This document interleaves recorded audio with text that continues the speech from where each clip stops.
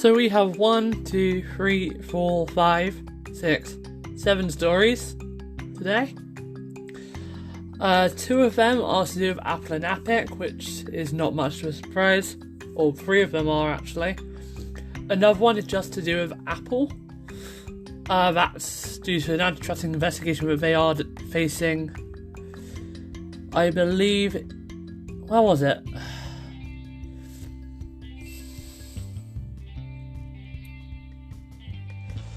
Anyway, due to a thing that they were against from the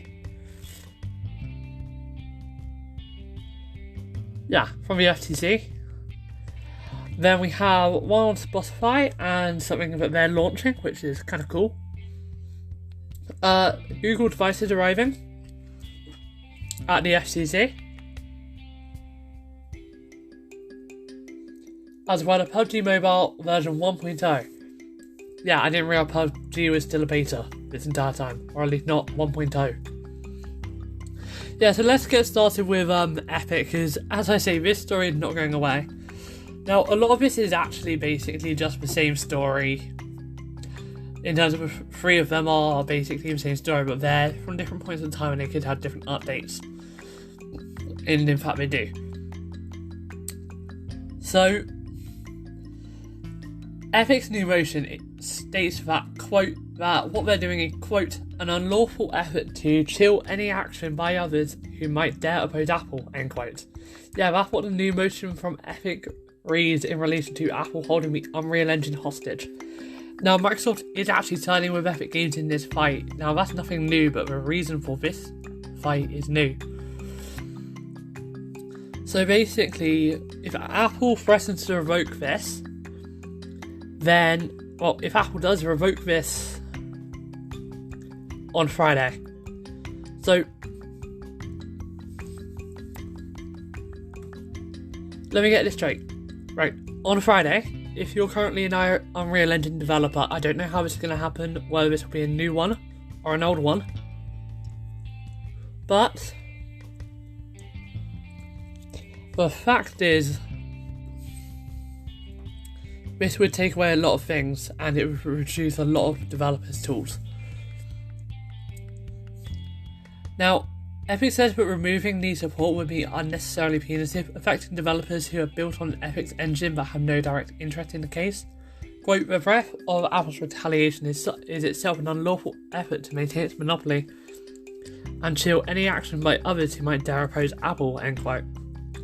Now, the filing came alongside a new declaration from Microsoft in support of Epic's motion, basically emphasising how disastrous it would be to revoke Epic's access to Apple's developer tools. Just to state how this would be, it would actually affect Microsoft's Forza game that's on iOS, as they do have a small Forza game, I believe, called Forza Street on iOS and Android devices.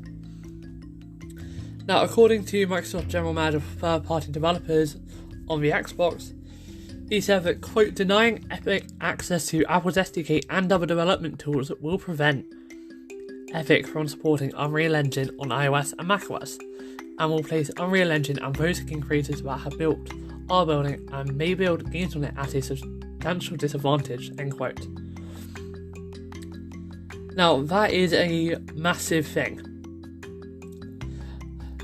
Now, I'm sure if you've been listening to this recently, you all know how this kind of started, but for reference, it began on August 13th when Epic announced a new in-app payment system for Fortnite that suggested Apple's 30% fee, dealt with Fortnite Mega Drop. Apple removed Fortnite from the App Store, therefore starting all of this. Now, Apple claimed that Epic did this on purpose. We all know they did. But the fact is, they also say that Epic asked for a special deal that would apply only for them. However, that is not true. In fact, they directly stated in their emails that they would like the deal that they've received to be accessible for everyone. So again, this is nothing new, and we've heard this a million times before. Now, Apple also says that, quote, developers who work to deceive Apple, as Epic has done here, are terminated, end quote. This is basically just saying that when when developers find ways to avoid digital checkout as Epic did, quote, "It is the same as if a customer leaves an Apple retail store without paying for a shoplifted product. Apple does not get paid," end quote. Apple is comparing a 30% cut of something that a developer makes in their free time and that a developer chooses to place on that platform, something that they have a right to money from. I am going to state this in every episode that I talk about this, and even in every episode that I don't. Apple gets $100 from every developer a year. I will search up for you right now how many developers on Apple App Store.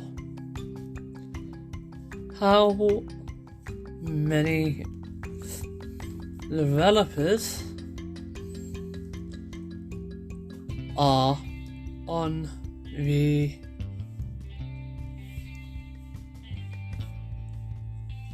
Apple App Store? 20 million. Now this is from 2018. This is a quote from 2 years ago. 28 million.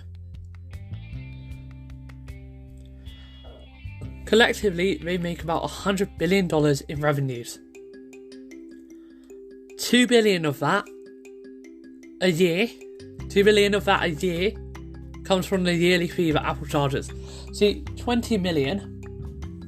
So 20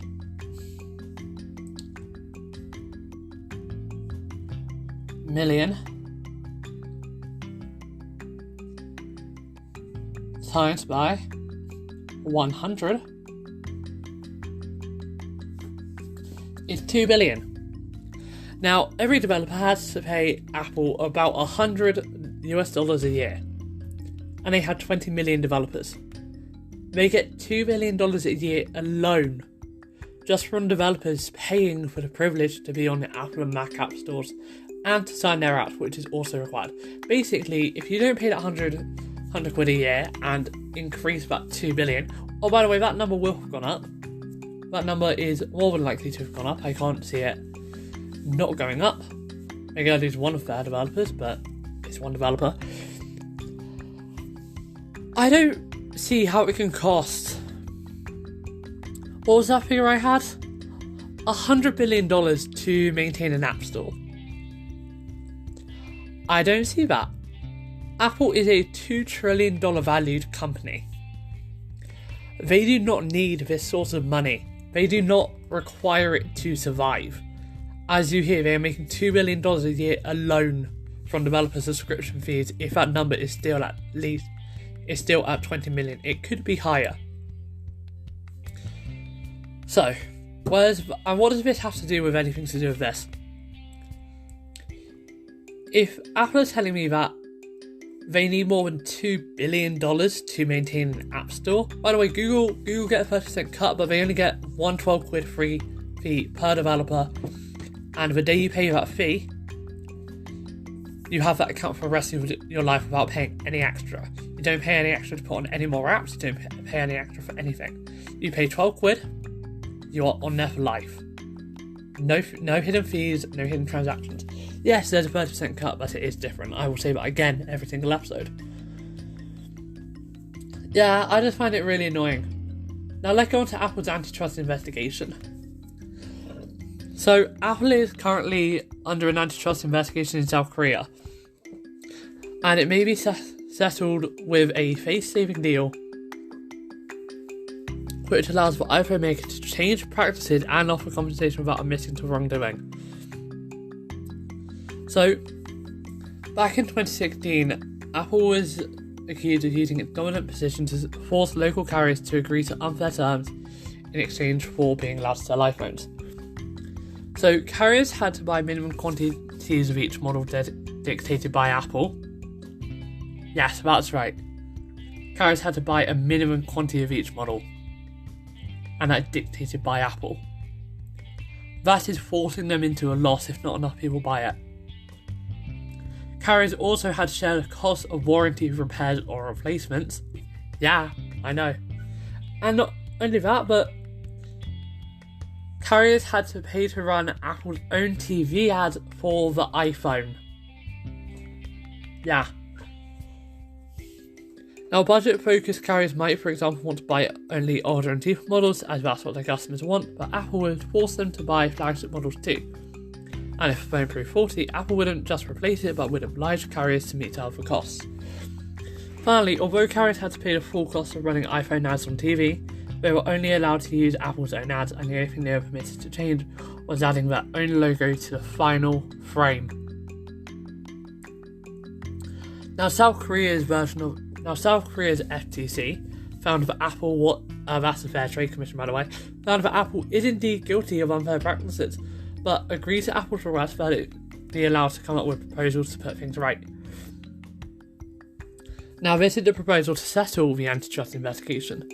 Apple's South Korean unit had proposed measures to address antitrust concerns and to provide 100 billion won, that's $84.02 million. Remember, they earn 2 billion just from all developers they have around the world. Worth of support programs for small businesses, consumers, and others. The country's competition watchdog said on Monday Apple has agreed to fix unfair terms with mobile carriers as part of its proposal. Out of the 100 billion won, Apple pledged to offer 40 billion won to build a centre to support research and development for Korea's small manufacturers and 25 billion won to establish an academy to provide education to developers. Another 25 billion won will be used to give consumer discounts on warranty, repair costs, and other benefits. Now, the next step will be for the FTC to open a public consultation process to discover whether consumers find it unreasonable, and if so, it will approve the deal. But it may not be the end of the company's antitrust problems in South Korea.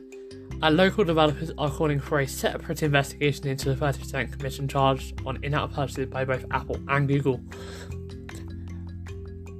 I understand they both charge 30%, but the way they do it is different. Regardless, Apple is facing multiple investigations and lawsuits on the issue, including the one filed by Epic Games. And that is one I've just spoken about. So, yeah, in terms of Microsoft siding with Epic Games, they needed Unreal Engine on iOS for 4th Street and certain other titles. So, yeah. Phil Spencer's basically released a statement on Twitter stating that they filed a statement in support of Epic's request to keep access to the Apple SDK for its Unreal Engine. And Microsoft are saying that it would put them at a substantial disadvantage for their games, including 4th Street. Now, that game only arrived on iOS and Android in May of this year, just to show what's happening here. Yeah, okay, let's go on to PUBG. PUBG Mobile. Sorry, PUBG Mobile version 1.0. The game is not even on version 1.0. They're landing on September 8th and overhauling the game with some massive improvements. So, basically, PUBG Mobile World League and the World Championship are going to be combined this Nova into one event called PUBG Mobile Global Championship, which will offer a $2 million prize pool. That is an amazing amount of money.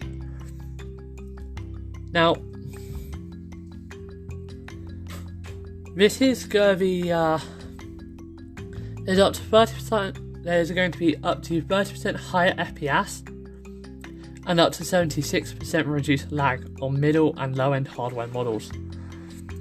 So 30% is the maximum for the FPS improvement, but it's an average of around 20%, understandable. There's a maximum of 76% reduction of lag, but an average of about 65% reduction. So it's definitely small changes, but those small changes also mean that the hack size should also be smaller for the install size, which is definitely going to be good. Some improvements are also guaranteed characters and environments, more realistic effects for shooting. Actions like sprinting, throwing, and parachuting will be improved. the lighting system and texture qualities are getting an overhaul, and the UI might be getting a rework. So, yeah, that's definitely going to be good, actually, and I'm definitely looking forward to see what happens with that. So yeah, let's go on to Spotify now. This is kind of cool, and I wasn't expecting this to happen, actually. Spotify is launching an exclusive League of Legends esports podcast. Yeah, so they formed a partnership with Riot Games, and this is cool. So, for those of you who don't know, Spotify fairly recently got into the podcast game, and it's been going to some pretty hard lengths to make this possible. And today, it's going into esports. The company announced a multi-year, this isn't just a 1 year or one attempt thing. This is a multi-year partnership with Riot Games that makes Spotify the hub for all League of Legends audio content, including exclusive podcast series. Now, at least one show will launch this year called Untold Stories Top Moments from Wilds, which is a 9-episode series that will lead up to the 10th League of Legends Championship this fall. This is going to be amazing. Now, 2 music playlists, including the existing This Is League of Legends, will be updated regularly too. Spotify is also planning to dedicate a day to the World's Anthem, a song Riot releases every year to kick off its annual championship competition, to give listeners a behind-the-scenes look at how the music was made. This is incredible. Now, it does seem kind of unlikely, but the music is quite popular. The YouTube channel has a dedicated playlist to music videos from the game, which more than 21 million people have watched. The game is also an official user on Spotify, with its top track counting more than 154 million listens. So definitely a massive opportunity for Spotify. And it could also be a good point to start getting into other game-related podcasts, and also eventually encourage them to make Spotify their go-to music and audio player. Now, this is something I wouldn't have seen. An esports podcast is an intriguing idea, especially as it's a Spotify exclusive. League of Legends is one of the most popular esports, if not the most. Over 100 million people watched the World Championship last year. Even a small percentage of these viewers to tune into a podcast would generate enough listeners for Spotify to easily monetize the show. So this is absolutely massive for them. Like, the stakes in this are massive, and it's going to be incredible. Now, we do have one more story before we get on to something about Unity, actually, and we're coming up on 20 minutes, so I'm going to try and keep us under the half an hour mark. So 2 Google devices have arrived at the FCC, possibly the new Android TV device supposedly coming from Google, as well as the new remote. Now, for a few months we've been slowly learning more about, I'm going to say leaks, about Google's supposed next streaming device, which will be powered by Android TV instead of a Chromecast. Today, 2 new Google devices have shown up, which are believed to be the first Android TV and its remote from a company since the Nexus player. But before a device with wireless capabilities can go on sale in the United States, it needs to be specifically approved by the FCC. This morning, Google submitted paperwork for 2 new devices with model numbers GZRNL and G9N99.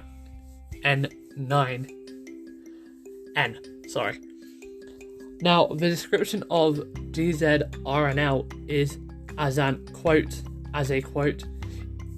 interactive media streaming device, end quote.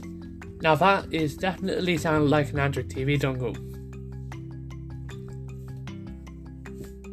Now, there's also a small SEC label in the listing that would go through the that would likely go on the rear if it is for the Android TV dongle, and you can expect and it shows that the device only supports Wi-Fi and Bluetooth, as you'd expect. G9N9N is simply listed as a wireless device, so not many clues, but a diagram showing the device's FCC label and location, so the label will be found under the power cover. It indicates that they're looking at the matching remote to go with the Android TV dongle, as most remotes have a power cover to hold the batteries in place. But apparently it only uses Bluetooth, so we don't know much, and we're definitely looking forward to late January, which is because until then we won't be able to see what the two devices are, as they're locked behind the FCC's temporary confidentiality.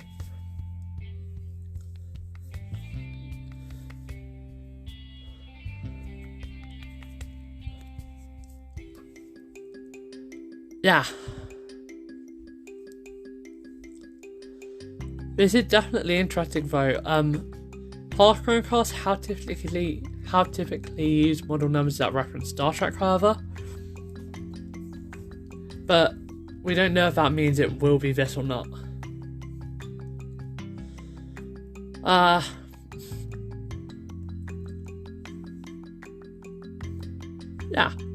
Yeah, that's everything for today. Sorry, it's a bit slow on today's stories. It's a bit of a been a long day today. So yeah. Let's go into Unity's IPO. Wow, this is not something I was expecting to see, to be honest. Congrats. Unity has officially filed for IPO, initial public offering. Yeah. So it now shows how big a threat it poses to Epic and the Unreal Engine. 2 billion monthly active end users, 1.5 million creators. Unity, who is a maker of a popular Unity game engine, is officially going public. Now, Epic Games is currently busy arguing that Apple is holding the Unreal Engine hostage, and Epic is appearing in court today, April 24th. Epic is appearing in court to demand a restraining order so Apple can't cut off access to developers. But there are some amazing numbers revealed in Unity's new S1 filing, and the company is much more of a formidable rival to Epic than previously known. So, there was a massive surge of interest in Unity when it was originally released, and it forced Epic's hand. Epic originally drastically dropped the price of Unreal Engine in 2014, and in 2015, when it started letting developers build with Unreal Engine for free, it showed that Unity was making Epic believe they were in trouble. However, despite those moves, Unity said that in 2019, over half of the top games on mobile, PC and consoles were made with Unity.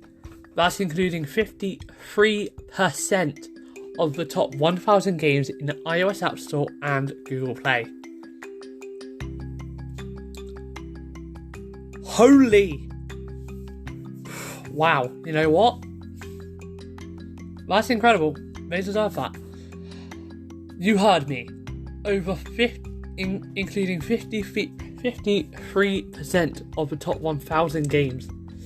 That means over 500 of the top 5,000 games in the iOS App Store and Google Play Store are made with Unity. That's amazing. Now, as of June 30th, it has a global reach of 2 billion monthly active end users. That means consumers. So 2 billion monthly consumers using games. This adds up to 8 billion hours of gameplay per month, as well as 1.5 million active creators, aka developers. Now, the creators developed 8,000 apps and games each month with Unity in the 6 months prior to June 30th.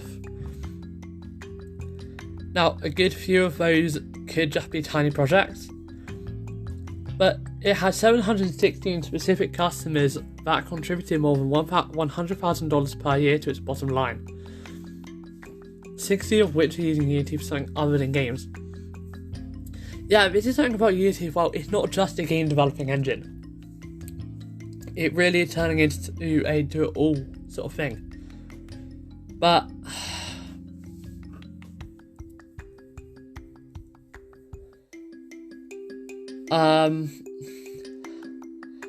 it also shows Unity growing. They earn $542 million in 2019. That's up from $381 million in 2019, and from 2,715 employees in December to 3,379 in June. However,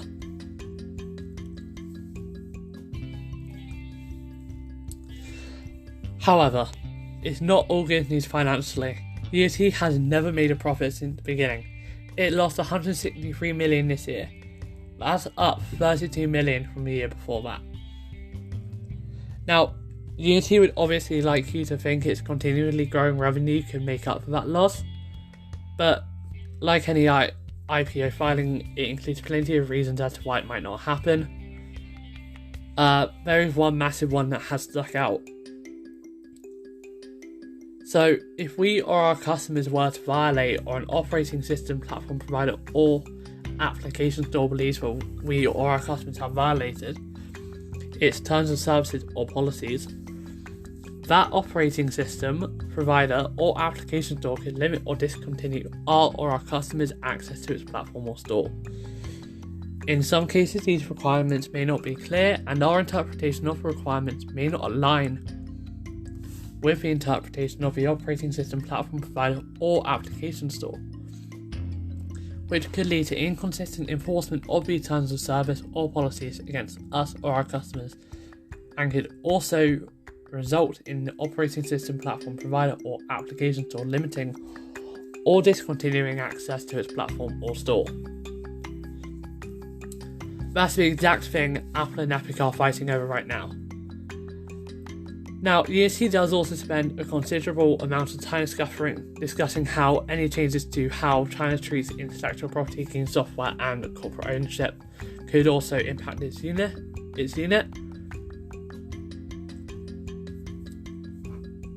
And Unity is planning to trade on the New York Stock Exchange under the symbol U.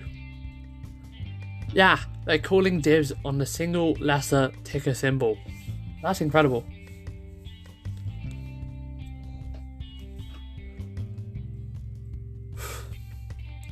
You know what, congrats Unity, I'm sorry still not making a profit, but congratulations, that's amazing.